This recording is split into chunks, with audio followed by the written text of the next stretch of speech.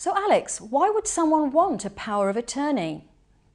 Well, a power of attorney is a document that you can create in order to pick somebody that you would choose to act on your behalf, should you perhaps become physically incapable or mentally incapable of dealing with those matters yourself. You can either create a general power of attorney or a lasting power of attorney. What is a lasting power of attorney and how is it different from a general power of attorney?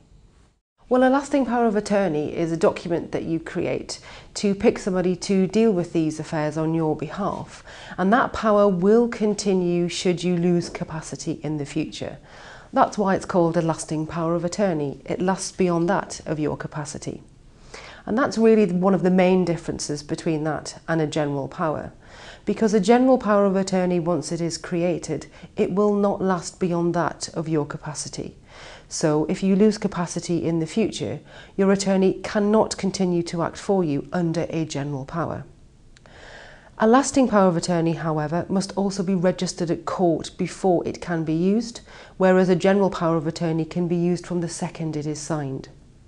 There are also two types of power in relation to a lasting power of attorney, in that you can create a property and affairs lasting power of attorney and a health and welfare power of attorney. What's the difference between the two types of LPA?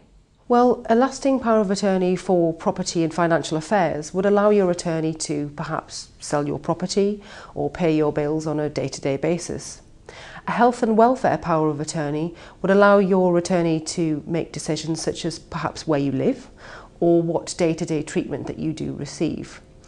Also, that power would allow you to make a decision as to whether your attorney should be able to refuse or consent to life-sustaining treatment, which is perhaps one of the main differences in these powers.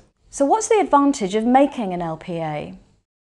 Well, because you create a lasting power of attorney whilst you have the capacity to do so, it means that you get to choose who you want to make these decisions, and somebody else is not choosing for you.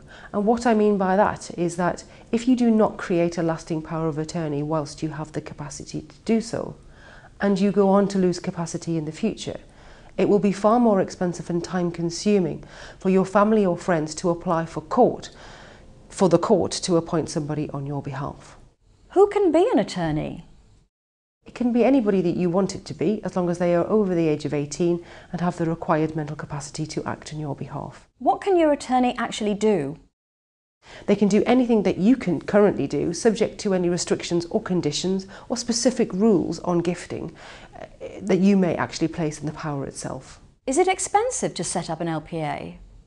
There's a fee of £110 per lasting power of attorney for registering the powers at court, and a solicitor will charge a fee for assisting you in creating the power. However, most solicitors will charge a fixed fee, so please do ask for a quote. How can Beever solicitors help?